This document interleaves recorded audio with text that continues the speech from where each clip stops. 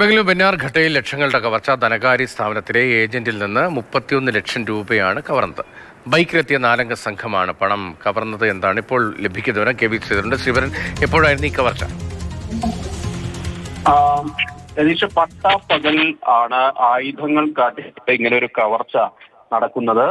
ബെന്നാർഘട്ട റോഡിൽ സകലാവര എന്ന് പറയുന്ന സ്ഥലത്തിന് സമീപത്താണ് ഈ കവർച്ച നടക്കുന്നത്. ഒരു പണമിടപാട് സ്ഥാപനത്തിലെ ജീവനക്കാരനാണ് കവർച്ചയ്ക്കിരയായത്. ഇയാൾ പല ബ്രാഞ്ചുകളിൽ നിന്ന് ഉള്ള പണം കളക്ട് ചെയ്ത് ഇതിന്റെ ഉടമയുടെ വീട്ടിലേക്ക് പോവുകയായിരുന്നു. ഇതിനിടയിൽ വാഹനം തടഞ്ഞു നിർത്തി. ഇയാൾ ഒരു സ്കൂട്ടറിലാണ് പോയിരുന്നത്. തുടർന്ന് 2 ബൈക്കിൽ ആളുകൾ എത്തി ഈ വാഹനം തടഞ്ഞു നിർത്തുന്നു. തുടർന്ന് കയ്യിൽ വെട്ടുകത്തിയൊക്കെ ഉപയോഗിച്ച് കാട്ടി ഇയാളെ ഭീഷണിപ്പെടുത്തിയാണ് ഈ പണം കവർന്നത്. 31,38,000 രൂപ ഈ കളക്ഷനിൽ ഉണ്ടായിരുന്നു. ഈ പണമെല്ലാം പോയിട്ടുണ്ട്.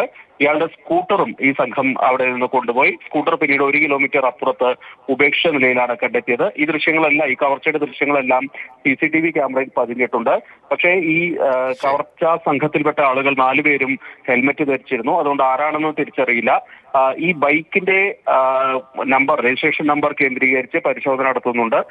പ്രാഥമിക പരിശോധനയിൽ ഈ വ്യാജ നമ്പർ പ്ലേറ്റ് ആണ് വെച്ചിരിക്കുന്നതെന്ന് കണ്ടെത്തിയിട്ടുണ്ട്. ഏതായാലും ഈ കവർച്ചാ സംഘത്തെ പിടികൂടാനുള്ള ശ്രമങ്ങൾ പോലീസ് ആരംഭിച്ചിട്ടുണ്ട്. ബംഗളൂരുവിൽ നിന്ന്.